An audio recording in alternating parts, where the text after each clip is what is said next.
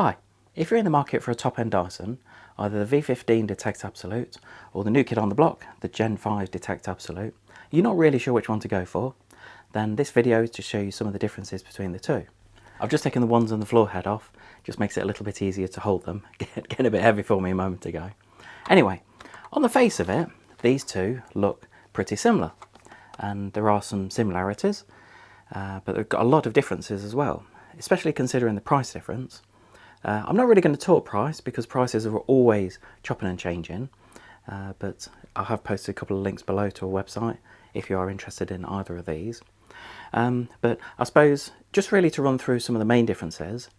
The first one, I suppose, is going to be the runtime. That's quite a major thing now. On the V15, you've got up to 60-minute runtime, and then on the Gen5 Detect, it's up to 70 minutes runtime. Now that will make quite a difference, I suppose, depending on the room that you're going to vacuum. But if you are vacuuming quite a large property, then that extra 10 minutes can make quite a difference. Also, what you'll find is that that will have quite an impact when you're using the other options as well. If you do follow me on YouTube, then you will see I have done a separate video just on the Gen5 recently, going into a bit more detail about the screen and everything. But on both the vacuums, you've got different options as far as the suction levels. So just on the back here, then you can change it.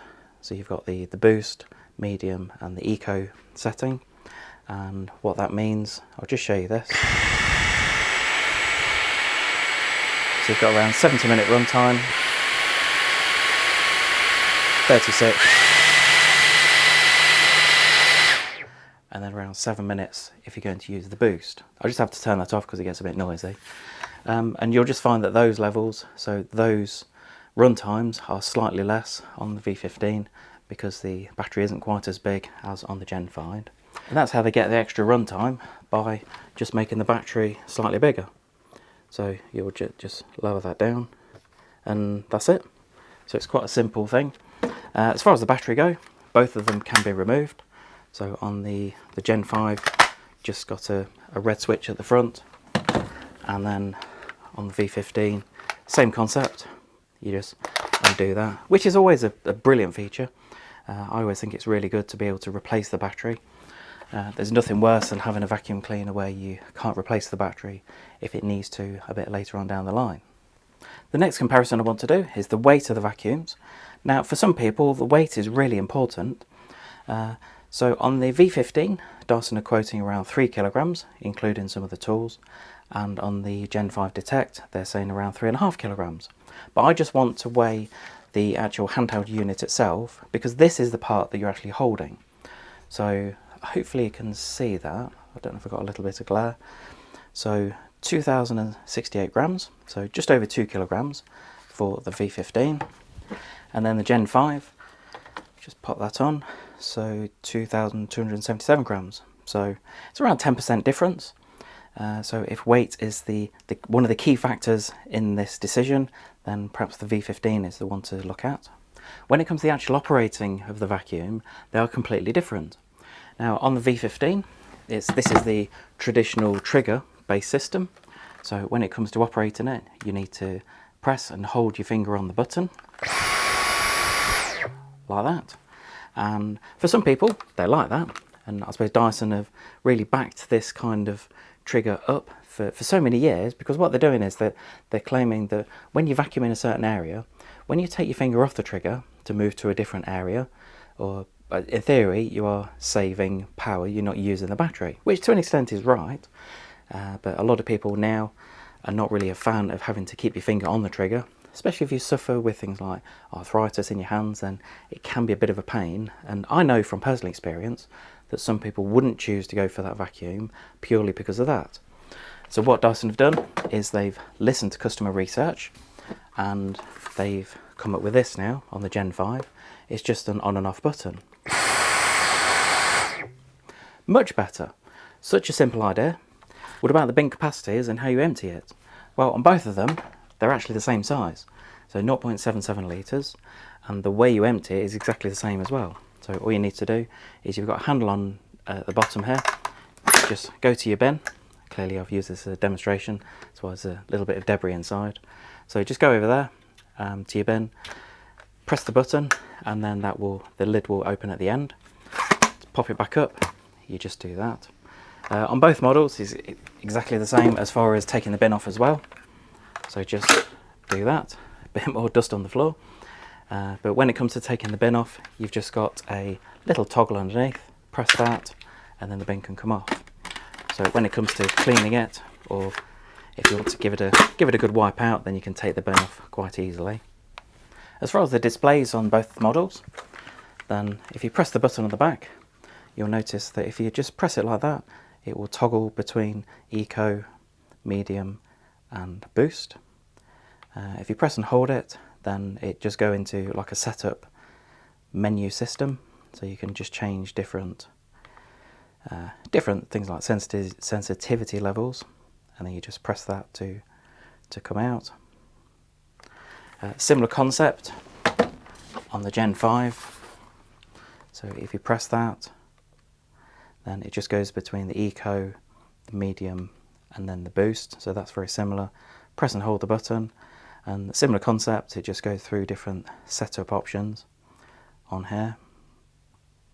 Press and hold it for 3 seconds and then it disappears. When you're actually using the vacuum, then you've actually got a little display, and what it's doing is it's just showing you the different size particles that it's collecting. So this goes from up to 10 microns, up to 60, 180 and up to 500 microns. So that will display what's actually being collected, and it is a similar concept with the Gen 5. So again, it's up to 10, up to 90, up to 180 and then up to 500 microns. The main difference with the Gen 5 is it will actually show you via some bars running across the display. It will actually show you how clean the surface is that you vacuum in. I did hopefully give you a demonstration in the other video when I spoke about the Gen 5, but basically you've got 3 different colour bars, whether it's blue, white or green.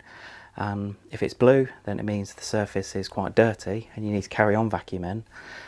When it's white, it means it's not too bad, it's like a normal amount of dust, and then green means it's fine, you can move on. So it's quite an interesting display. I think something like this, is it useful? Would you find it useful?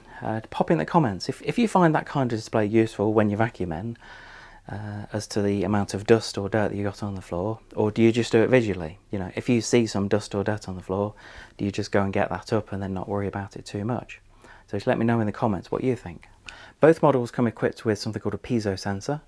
That's the sensor that's built into both models, that is in theory sort of detecting the dust particles, and that's what's displaying it on the information at the back.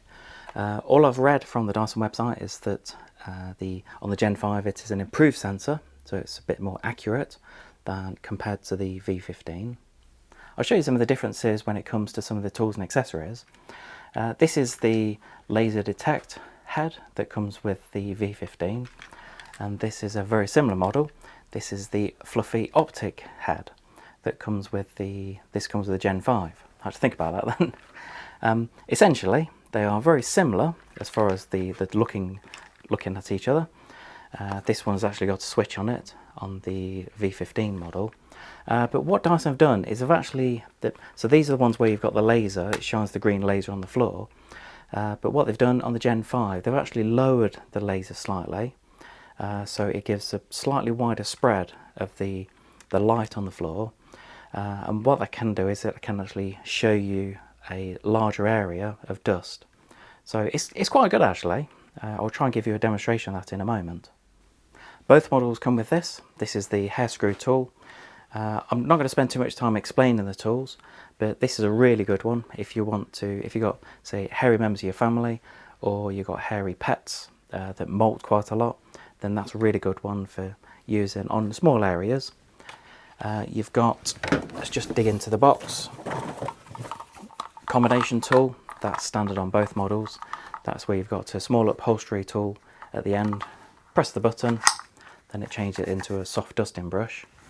Now, one difference that is quite apparent between the two models, So on the V15 it comes with this. This is a standard crevice tool that just pops in the end, and you've got this is a soft dusting brush.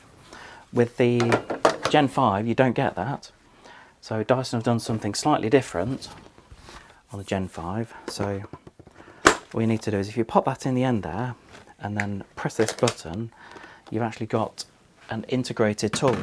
Now this really is a good idea. I do really like this, and in theory those two tools I just showed you, with the soft dusting brush and the crevice tool, it's actually all integrated into one tool on the Gen 5. So you've got the crevice tool at the end and then the brush that you just push up, and the advantage is you can actually keep it on the vacuum when you want to use it as like the main floor head. So that just pops in there like that, and you just place it over, and then when you want to use it as a handheld, take it off and you're ready to go. As far as the other floor head, both of them come with this. This is the digital motor bar cleaner head, and essentially it's the same thing, where you've got the stiff bristles here, and then the black ones are quite soft bristles. So it doesn't matter whether you're on things like a long pile carpet or whether you're on hard floors, things like laminate or tiles, then both of them will be ideal for that.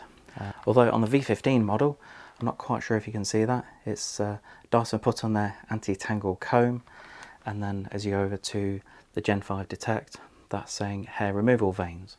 So they keep changing the description. Personally I find it a bit frustrating that what Dyson are doing is they're using the same tools, but they keep renaming it or changing the descriptions. I just wish they would decide on a name for a tool or the description and just stick with it. So all I wanted to do here was just to give you a quick demonstration showing you the lasers on both of the models. Now this is something I find quite interesting.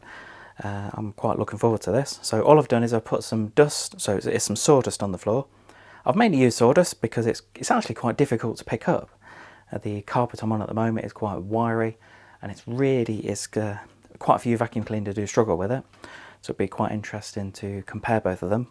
I'm actually going to leave them in the auto settings, so I want the vacuums themselves to make the decision as to whether to increase or decrease the suction. That's something that works quite well with both of these vacuums. So it'll be quite interesting to see what the lasers look like when they're in action. So let's go.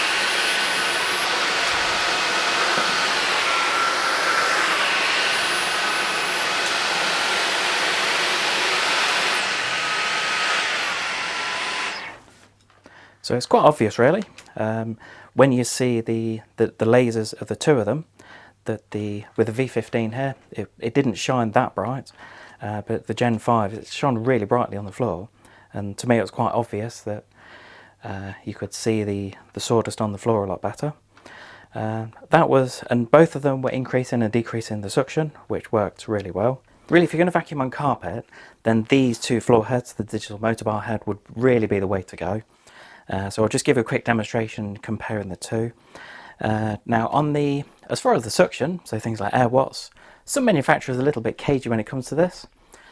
Dyson are claiming that the new version, so the new Gen 5, is 262 air watts against the V15 at 240. Now for a lot of people it doesn't tend to make a huge difference as far as numbers. I think a lot of it is in things like how the tools are, the pickability of it. That's really the key factor. But nevertheless, Dyson are claiming this is their most powerful cordless vacuum on the market so far. So what I'm going to do is I'm just going to give you a quick demo with the sawdust again, and I'm going to put them both on boost to show you really how good they can be.